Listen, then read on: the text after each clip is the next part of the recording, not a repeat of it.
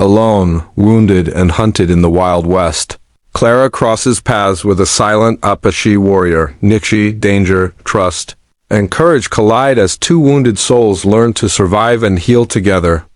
Watch their journey unfold. Don't forget to like, subscribe, and tell us where you're watching from. Let's get started. The Arizona sun blazed low, turning the canyon walls into molten gold. Clara stumbled along the dusty trail, her worn boots scraping against stones, her breath ragged.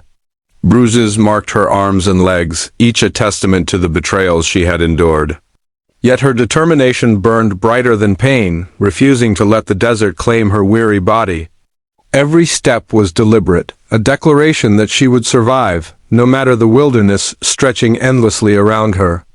The wind shifted, carrying scents of sage and pine, whispering promises of life and danger alike. She paused, ears straining for the faintest sound of another soul. A rustle echoed from nearby brush, sharp enough to make her heart leap.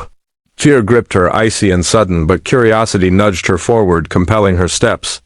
Her satchel, small and battered, swung against her hip, carrying the few belongings that had survived her flight. Shadows stretched long across the trail as she approached a bend in the canyon. There, emerging from the gathering dusk, was a lone figure. Tall, silent, and deliberate, the man moved with a presence that commanded respect. His dark eyes scanned the horizon, aware of every movement in the land, measuring danger. Measuring her? Clara froze, unsure whether this stranger would offer aid or threat. Her chest tightened, breath caught halfway, yet she could not retreat. Niche, the Apache warrior, studied her quietly, his gaze calm but intense. Each movement he made spoke of years spent surviving the harsh wilderness, learning its rules and bending them to strength. "You shouldn't be here alone," he said, voice low but steady, carrying authority without anger. Clara's lips trembled as she answered, confessing the truth of her struggle. Her words tumbled out, laden with desperation, fear, and shame she had long buried from the world. Niche did not recoil, did not judge. He only inclined his head slightly, offering her a glance filled with understanding that cut deeper than any words could. Clara felt something she had not in months: safety, fragile and trembling, yet undeniably real. The desert seemed to hold its breath around them, the wind pausing in respectful silence as the two figures regarded each other. She sensed in him a strength that was not cruel or harsh but protective, tempered by patience and experience. A quiet force of will that both intimidated and comforted her. The canyon light softened, shadows deepening as the sun dipped lower. Niche gestured for her to follow, moving with fluid certainty over uneven terrain. Clara stumbled once, then steadied herself, relying on his quiet guidance. Every step revealed his knowledge of the land, the safest rocks to step on, the shallowest crossing of the dry creek bed, the hidden pockets of shade where night would offer relief. She clung to his movement like a lifeline, allowing her weariness to ease just enough to sense gratitude stirring in her chest. Though she would not name it yet, night approached swiftly, the desert air cooling and sharpening around them. Niche led her to a stream where the water reflected the dimming light of the sky. Clara knelt beside it, cupping her hands to drink, the cold liquid shocking her parched throat into relief. He knelt opposite her, silent, watching her carefully without intruding, his presence a steady anchor in the wilderness. The sound of water flowing over stone mingled with the whisper of the wind through pine and sage, creating a lullaby for the exhausted and weary soul she carried within. When darkness fully settled, Niche gathered dry wood and kindled a small fire, the flames throwing a golden glow across their faces. Clara shivered in the desert chill, but the warmth reached deep into her bones, a comfort she had not known in months. She watched him work, noting the precision of each movement, the patience that guided his hands as he arranged the stones and kindling. His eyes, dark and unflinching, held her gaze occasionally, a reminder that while words were few, his presence communicated safety and strength, offering something more profound than mere protection. Rest, he said simply, voice low and even, carrying no demands or expectations. Clara hesitated, then allowed herself to lower her body beside the fire. The exhaustion she had fought to suppress overwhelmed her, and for the first time in weeks, she closed her eyes without fear. Nietzsche remained close, silent sentinel, tending the fire and the space around them. The warmth of the flames, the quiet presence of the warrior, and the solitude of the canyon together created a fragile sanctuary where her bruised spirit could breathe. Hours passed in the hush of the desert night, punctuated only by the occasional crackle of the fire. Clara, lying on her side with her hands curled against her chest, felt a strange stirring inside. Hope, tentative and hesitant, brushed against the edges of her heart. It had been so long since she had trusted anyone, let alone a stranger, yet the safety Nietzsche offered was undeniable. The desert, which had felt like an endless gauntlet, now seemed almost protective, a vessel for renewal and survival, holding her in its vast embrace. Morning light filtered through the canyon, painting the rocks in soft pinks and golds. Clara awoke to Nietzsche kneeling beside the fire, stirring the embers and gathering more wood. He moved with quiet strength, each action deliberate, purposeful, and free of unnecessary force.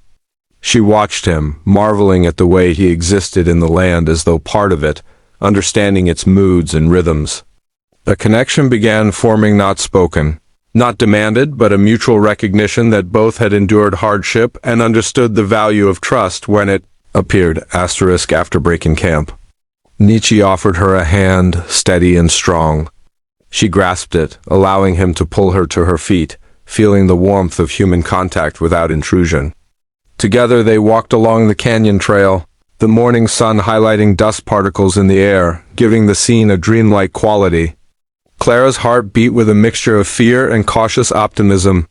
For the first time in months, she felt that perhaps she could survive more than the desert's harshness. Perhaps she could survive the scars the world had left on her. Nietzsche spoke little, but each word carried significance. The land is dangerous, but it shows mercy to those who move with respect, he said, voice low and even. Clara nodded, absorbing his wisdom, feeling a strange sense of peace in his words. She had lived with fear as her constant companion, yet in his presence the world seemed navigable. The wilderness something she could move through without trembling at every shadow. Trust, she realized, was growing like a small flame between them. Nurtured by survival and respect. By midday, they reached a shaded alcove where water trickled from a hidden spring. Nietzsche gestured for her to drink, ensuring her hands and lips met the cool liquid first. Clara felt gratitude rise, not just for survival but for the presence of someone who had seen her pain and not recoiled. The Arizona canyon stretched endlessly around them, wild and unforgiving, yet within its embrace, she found a moment of calm that felt almost miraculous. The desert had not defeated her.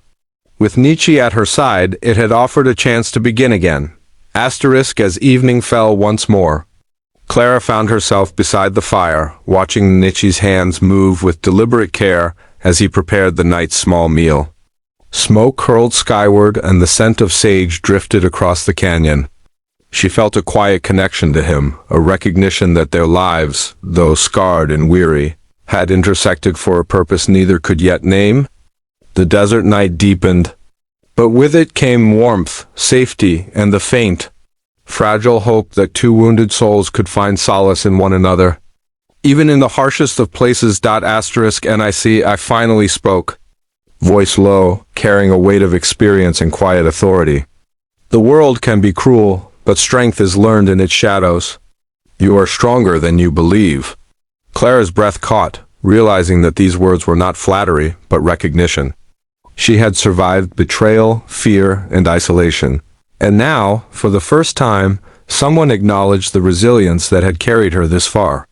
A bond, unspoken yet undeniable, began forming between them, an alliance of survival, trust, and the faint stirrings of something deeper. The fire crackled and shadows danced across the canyon walls as Clara settled beside it. She closed her eyes, feeling exhaustion and relief intertwine. Nietzsche remained vigilant, eyes scanning the darkness without distraction, a silent promise of protection. In that moment, she understood something she had not dared hope for. She was not truly alone. The wilderness had been harsh, but it had led her to him. The Arizona night wrapped around them, and for the first time in months, Clara felt the faint bloom of hope, fragile but persistent.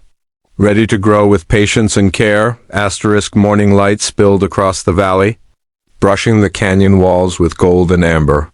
Clara stirred beneath the sparse blankets they had made from worn cloth, the desert chill giving way to warmth under the rising sun. She opened her eyes to see Nietzsche tending the fire, his movements deliberate and precise, each gesture reflecting years of survival and discipline.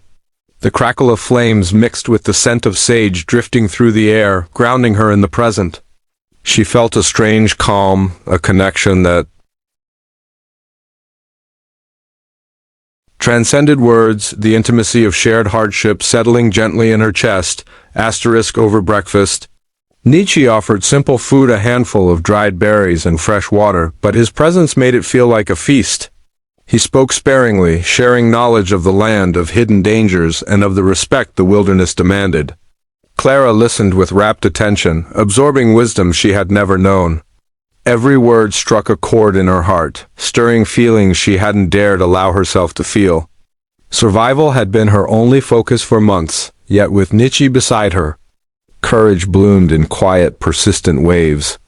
Easing the fear that had clung to her like a shadow, the valley stretched endlessly before them, vast and silent, yet full of life. Birds called from distant cliffs, and the river murmured its steady song. Clara moved beside Nietzsche, noticing his eyes always alert, always measuring, yet soft when he looked at her. She had never met someone so grounded in the world, so attuned to its rhythms and yet capable of offering kindness without hesitation. His presence, calm and unyielding, was a balm to the raw edges of her spirit.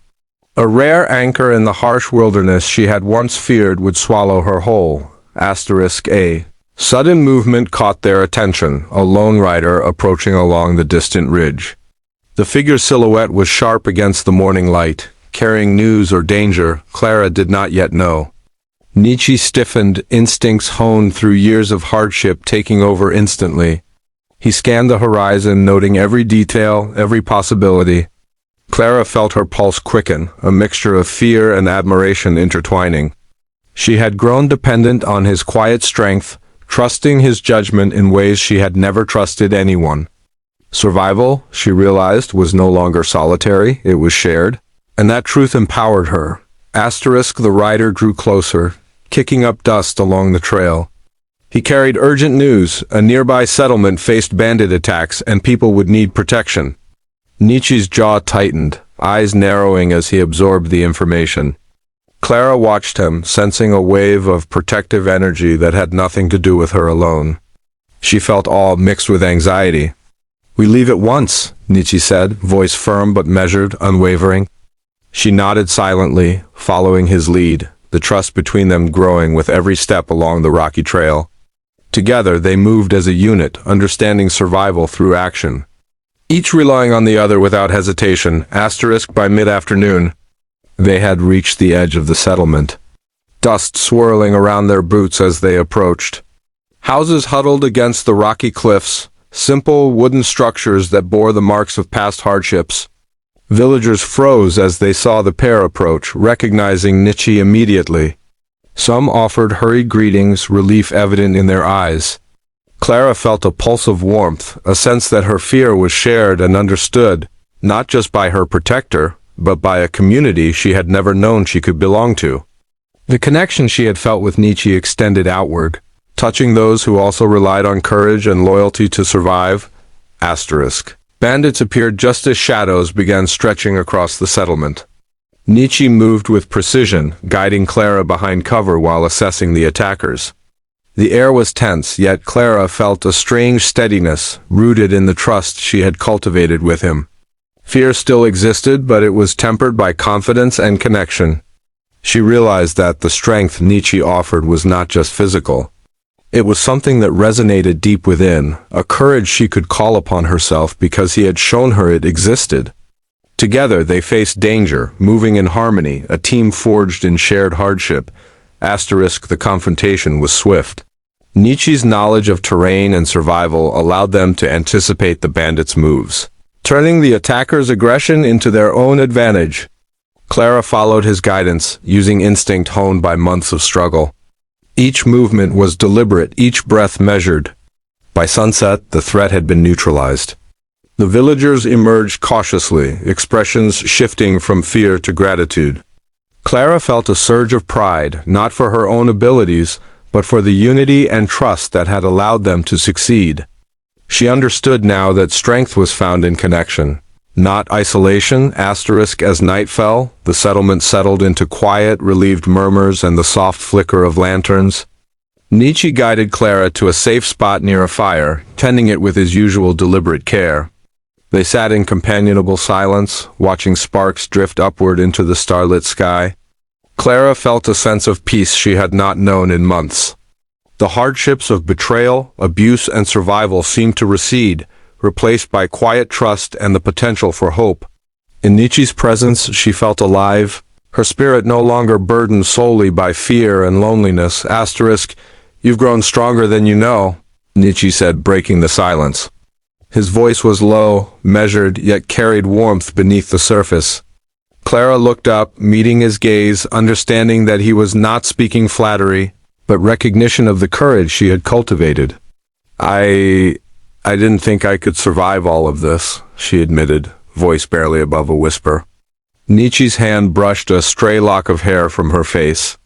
A simple gesture, but one that grounded her in the moment, reminding her that she was no longer alone. The fire crackled, sending shadows dancing across the wooden buildings of the settlement. Clara felt her heart shift, recognizing that connection had transformed her fear into a quiet strength. She could trust, she could rely, and she could be present without anxiety consuming every moment. Nietzsche's steady presence had shown her that life, even in the harshest wilderness, offered chances for healing. The desert had been unforgiving, but it had also guided her to a companion who understood survival, trust, and the unspoken bond that forms when two wounded souls meet in shared hardship. Days passed in the settlement, Clara learning the rhythms of life alongside Nietzsche. She observed the careful way he taught others about survival, respect for the land, and the importance of trust. Her own confidence grew under his guidance, yet she knew the lessons extended beyond practicality. Courage, she realized, was cultivated through shared experience, through loyalty, and through the quiet understanding that someone had her back.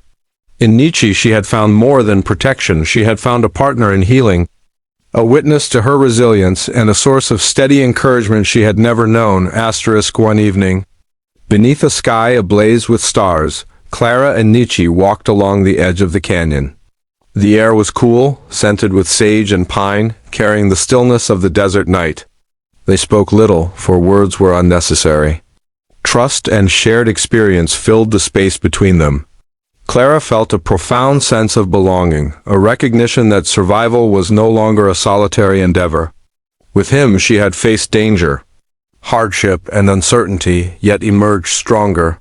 Aware that hope could bloom even in the harshest of environments. As they returned to the settlement, Clara's eyes lingered on the soft glow of the fires and the faces of people who now trusted them. She realized the desert had been more than a test. It had been a guide, leading her to Nietzsche and to a place where courage, trust, and human connection were not just possible, but essential. The hardships of her past no longer defined her entirely. She was no longer broken, only tempered, like steel forged in fire. And in Nietzsche's calm, steady gaze, she saw a reflection of her own strength. Nietzsche stopped, turning to her with an expression both serious and gentle. "You've learned much," he said. "And yet, this is only the beginning." Clara smiled softly, understanding that life would continue to present trials, but the lessons she had learned, courage, trust, connection, would carry her through. She reached for his hand, finding warmth and reassurance in the simple touch. Together they stood beneath the stars, two survivors no longer defined by fear or past wounds, but by the bond they had forged in the wilderness. The desert night deepened, cool and silent, yet alive with possibility. Clara felt her chest lift, breath steady, spirit renewed. She no longer feared the unknown, for she had discovered strength through connection, courage through trust, and hope through shared experience. Nietzsche's presence was steady, protective, and kind of mirror for the resilience she had cultivated within herself. In that moment, she understood the fullness of survival, the power of trust, and the quiet joy of having someone beside her to share the journey. Finally.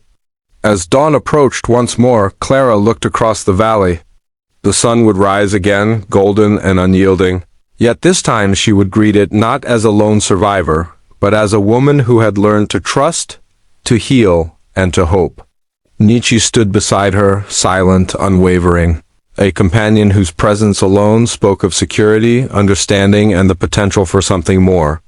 The journey was far from over, yet Clara knew, with a certainty born of shared struggle, that she would never walk alone again.